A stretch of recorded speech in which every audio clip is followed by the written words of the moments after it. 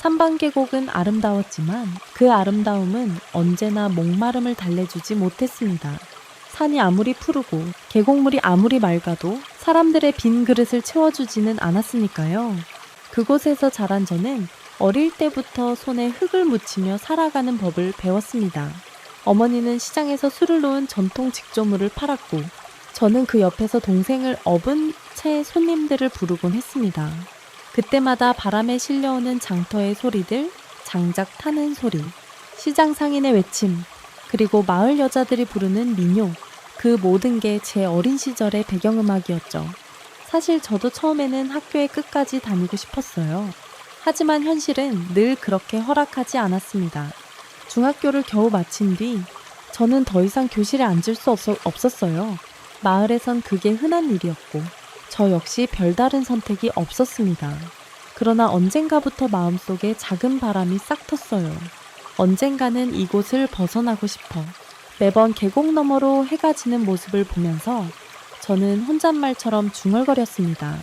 사람들은 이곳을 천국이라 불렀지만 저는 매일같이 그 말이 무색하게 느껴졌습니다. 시장의 북적거림, 쉴 새 없이 이어지는 손님 맞이, 밤이 되면 찾아오는 고단함, 그 모든 것이 제 꿈을 조금씩 깎아먹는 것 같았거든요. 그리고 더 무서운 것은 그저 가난이 아니라 운명 같았던 현실이었습니다. 마을의 여자아이들은 하나같이 비슷한 길을 걸었습니다. 어릴 때부터 외국인 관광객을 따라다니며 사진을 찍어주고 동네 전설을 들려주며 웃어주고 그러다 결국 어떤 이들은 더 큰 대가를 치르기도 했습니다. 저도 그걸 지켜봤습니다. 해마다 봄이 되면 외지에서 온 남자들과 짧은 사랑에 빠졌다가 홀로 남겨진 언니들, 그리고 태어난 아이들 서양인의 얼굴을 닮았지만 눈동자는 슬픈 그런 아이들을 볼 때마다 저는 마치 제 미래를 본 듯해 몸서리쳤습니다. 저는 그런 삶을 원하지 않았습니다. 더 이상 마을을 떠나지 못해 끝내는 그런 눈빛을 닮아가는 게 제일 무서웠어요. 그 두려움은 해마다 자라나 마침내 제 안에서 터질 듯이 부풀어 올랐습니다. 그러던 중 서울에서 온 사촌 오빠의 제안은 마치 운명처럼 느껴졌습니다. 나라야, 서울로 오라. 새로운 삶이 기다리고 있을 거야. 그 말에 제 마음은 이미 결심을 굳혔습니다. 어린 시절부터 움켜쥐었던 작은 꿈이 언젠가는 이곳을 떠나겠다는 바람. 그날 밤 저는 더 이상 주저하지 않기로 했습니다.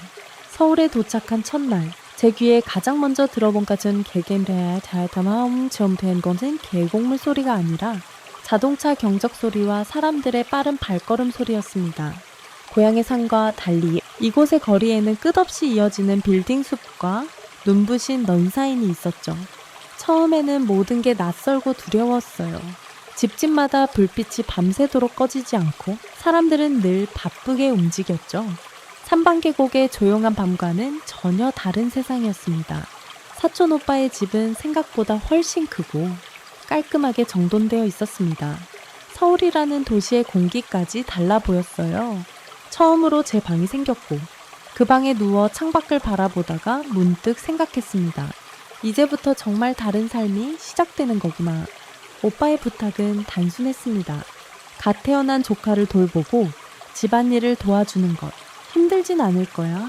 너는 아이 돌보는 데 익숙하니까. 오빠가 웃으며 말해주었지만 제 마음은 여전히 긴장으로 가득했어요.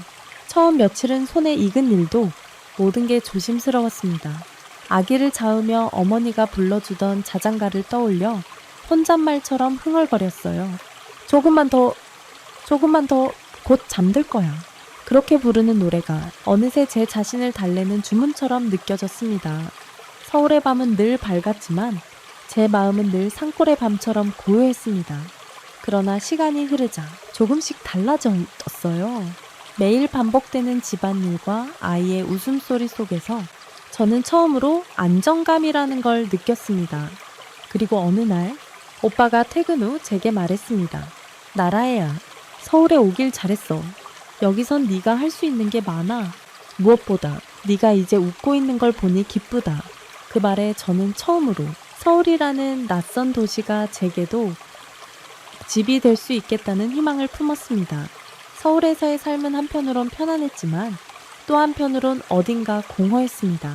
아이를 돌보며 바쁜 하루를 보내고 밤에는 고향의 별빛을 그리워하며 창밖을 바라봤어요. 조카는 점점 자라났습니다. 이제는 말도 제법 하고 웃음소리도 크고 맑아졌죠. 공정의 초 아이를 보며 저는 매일 작은 기쁨을 느꼈습니다. 하지만 시간이 흐를수록 제 안에는 또 다른 갈증이 싹 텄어요. 이렇게만 살아도 괜찮은 걸까? 부엌을 닦고 세탁물을 널면서도 문득 그런 생각이 들었습니다. 집안일은 더 이상 낯설지 않았지만 제 마음은 여전히 어디론가 가야 한다고 속삭이고 있었어요. 그러던 어느 날 아파트 단지 놀이터에서 조카를 보던 중이었습니다. 조카가 친구들과 뛰어노는 모습을 보며 저는 저도 모르게 허공을 바라보았어요. 고향의 상과는 다른, 그러나 여전히 가슴을 울리는 어떤 풍경이 서울 하늘에도 있었습니다. 서울이라는 도시는 왜 이렇게도 많은 소리를 가지고 있을까? 낮에는 사람들의 분주한 발소리, 밤에는 멀리서 들려오는 전철 소리, 그 모든 소리가 마치 서로 다른 리듬으로 저를 감싸는 것 같았어요. 어느새 저도 그 리듬에 조금씩 익숙해져 갔습니다. 처음에는 낯설어 무섭기만 했던 그 소리들이 이제는 마치 제 하루의 배경음악처럼 느껴졌습니다. 조카를 재우고 난 밤, 혼자서 소파에 앉아있으면 고향 생각이 문득 떠올랐습니다. 그래도 언젠가는 돌아가야 하지 않을까. 하지만 그때마다 사촌 오빠의 말이 마음을 붙잡았습니다. 나라야, 여기서 네가 할 수 있는 게 많아. 포기하지 말아라. 그 말이 이상하게도 제 안의 공허를 조금씩 채워주었습니다. 저는 서서히 깨달았어요. 이 도시는 저를 삼켜버릴 것 같았지만 동시에 저를 조금씩 새로운 사람으로 만들어가고 있다는 것을요. 서울 생활이 조금씩 익숙해질 즈음 저는 우연히 새로운 기회를 만났습니다. 어느 날 집안일을 마친 뒤 조용히 신문을 뒤적이던 중 가싸도우미 모집이라는 작은 광고가 눈에 들어왔어요. 그 순간 제 마음속에 무언가가 깜박이며 불을 밝혔습니다. 이제 나도 내 힘으로 뭔가를 해보고 싶다. 오빠의 도움으로 시작된 서울 생활이었지만 더 이상 그 호의에만 기댈 수는 없을 것 같았어요. 며칠을 고민한 끝에 저는 작은 가사도우미 소개소를 찾아갔습니다. 좁은 골목에 자리한 작은 사무실. 문을 열고 들어서자 키가 작고 눈이 날카로운 중년 여성이 저를 맞이했습니다. 일자리 찾으러 온 거지. 그녀는 단도직입적으로 물었어요. 저는 조용히 고개를 끄덕였어요. 부끄럽기도 했지만 제 마음은 이미 결정되어 있었습니다. 그래, 잘 왔네? 요즘은 좋은 집이 많아. 너처럼 성실하고 조용한 애를 찾는 집도 있어. 그녀의 말에 작은 용기가 생겼습니다. 며칠 뒤 저는 새로운 주인을 만나게 되었습니다. 그 사람은 바로 유명한 화가 윤도현 선생님이었습니다. 윤도현 선생님의 집은 제가 서울에서 본 어떤 집보다도 인상적이었어요. 오래된 벽돌 건물, 넓은 마당, 그리고 수십 점의 그림이 빼곡히 걸린 것을 마치 그림 속 세상처럼 모든 것이 특별하게 느껴졌습니다.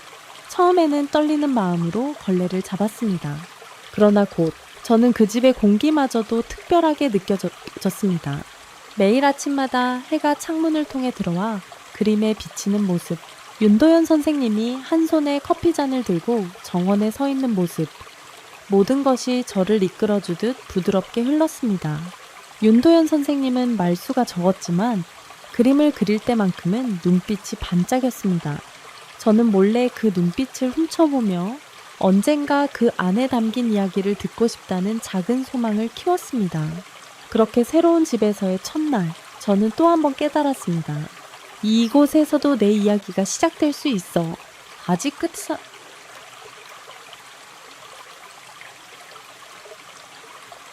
않았어. 윤도현 선생님의 집에서의 일상은 고요했지만 그 고요함 속에는 언제나 따뜻한 온기가 스며 있었습니다. 그의 집은 마치 작은 미술관 같았어요. 벽마다 걸린 그림들은 색채와 빛으로 가득했고 그 속에서 저는 매일같이 새로운 세상을 만나는 기분이었어요. 윤도현 선생님은 새벽마다 나가셨다가 점심 무렵 돌아오곤 했습니다. 돌아오시면 식탁에 앉아 천천히 밥을 드시고 한참을 멍하니 창밖을 바라보셨어요. 그때마다 저는 조용히 그의 눈길을 따라 밖을 보았습니다.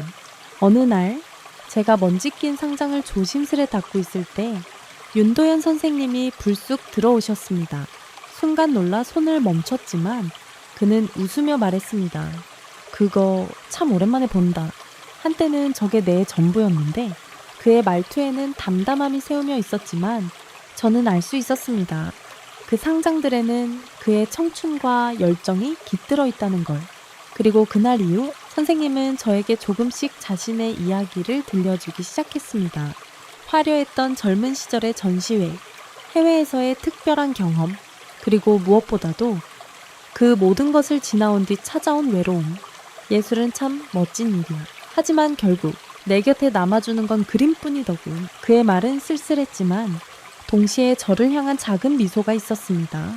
그 미소는 제 마음 깊숙한 곳을 건드렸습니다. 저도 모르게 느낀 감정, 누군가의 그림자 뒤에서 작은 빛을 찾고 싶은 마음. 그날 밤 저는 처음으로 꿈을 꾸었습니다. 꿈속에서 저는 윤도현 선생님의 손을 잡고 있었고 그의 따뜻한 손끝에서 전해지는 온기가 저를 감싸주고 있었습니다. 눈을 뜬 뒤에도 그 온기를 기억하며 저는 생각했습니다. 이 사람에게 그리고 이곳에 조금 더 머물고 싶어. 윤도현 선생님과의 일상은 조용히 그러나 깊이 저를 감싸주었습니다. 그의 붓끝에서 태어나는 그림들은 마치 저마다의 이야기를 들려주는 듯했고 그 이야기를 듣는 것은 제게도 하나의 행복이 되었습니다. 어느 늦은 오후 선생님은 갑자기 말했습니다. 나라야, 이번에는 내 방이 아닌 네가 좋아하는 풍경을 그려보고 싶어. 어디가 좋겠니? 저는 조금 놀랐습니다. 그동안 그의 그림은 오롯이 그의 시선으로만 채워져 있었는데 이제는 제 마음이 담길 차례라니 조심스레 대답했습니다. 3반계곡이요. 선생님, 제가 태어난 곳이에요. 그곳의 아침은 정말 아름답거든요.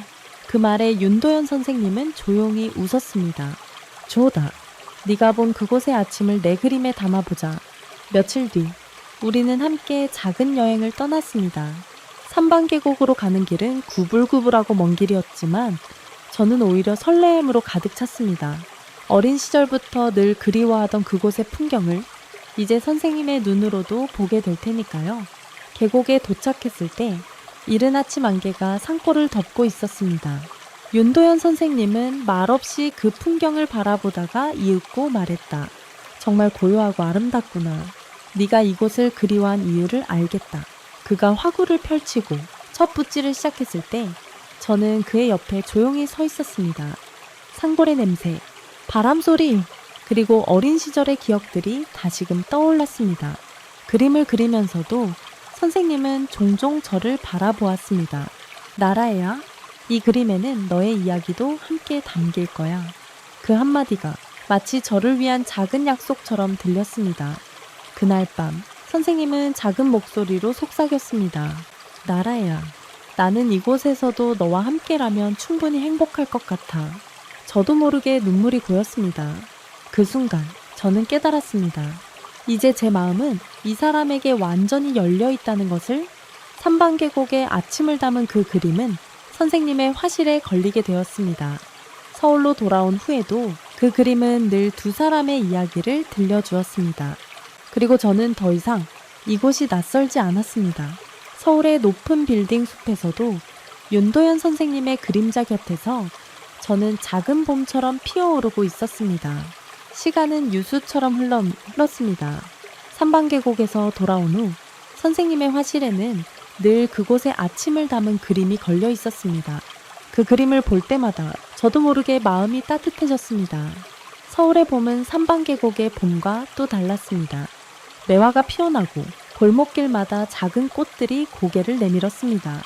저는 작은 화분을 사서 창가에 놓았고 매일 아침마다 잎사귀를 닦아주며 이렇게 생각했습니다. 여기서도 나는 다시 피어날 수 있어. 윤도현 선생님은 여전히 매일 그림을 그렸습니다.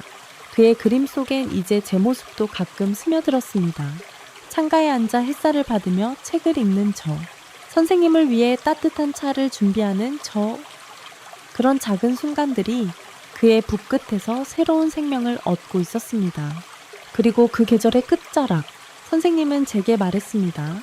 나라야, 이번 봄이 지나면 우리 둘만의 전시회를 열어보자.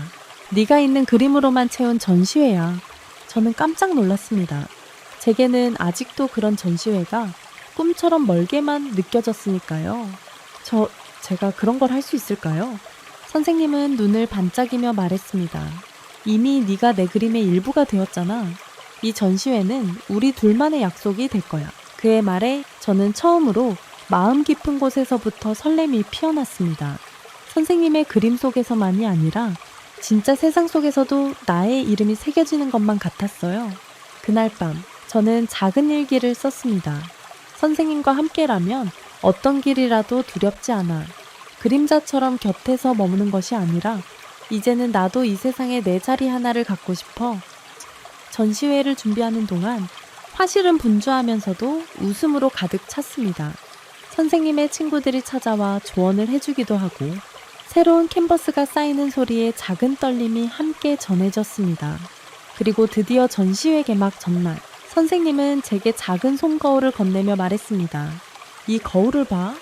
그 안에 네가 얼마나 빛나는지 알 수 있을 거야. 거울 속 제 얼굴은 긴장으로 살짝 상기되어 있었지만 눈빛만은 누구보다도 반짝이고 있었습니다. 저는 이제 알았습니다. 이 모든 시간이 단순히 스쳐 지나가는 순간이 아니라는 걸. 이 봄은 우리 둘만의 새로운 시작이자 나 자신을 찾아가는 첫걸음이었습니다. 그리고 마지막으로 저는 이렇게 말하고 싶어요. 앞으로 어떤 계절이 오든 윤도현 선생님과 함께 그려나갈 우리의 이야기는 이제 막 시작되었을 뿐입니다. 혹시 여러분도 저처럼 낯선 곳에서 새로운 자신을 찾고 싶은 마음이 있으신가요? 그렇다면 앞으로의 여정을 저와 함께 지켜봐 주세요. 이 이야기를 쓰면서 저는 나라의 내면에서 피어나는 희망과 용기, 그리고 윤도현 선생님의 따뜻한 시선이 얼마나 아름다운지 새삼 느꼈어요. 사람과 사람 사이에 스며드는 조용한 애정, 서로를 비추어주는 그 온기가 얼마나 소중한지요. 여러분도 이 이야기가 마음에 와닿았다면 좋아요와 구독, 댓글로 여러분의 생각을 꼭 들려주세요. 그것이 저에게도 그리고 나래와 선생님에게도 큰 힘이 될 거예요. 그리고 다음 편 더 깊은 이야기에서 다시 만나요. 감사합니다.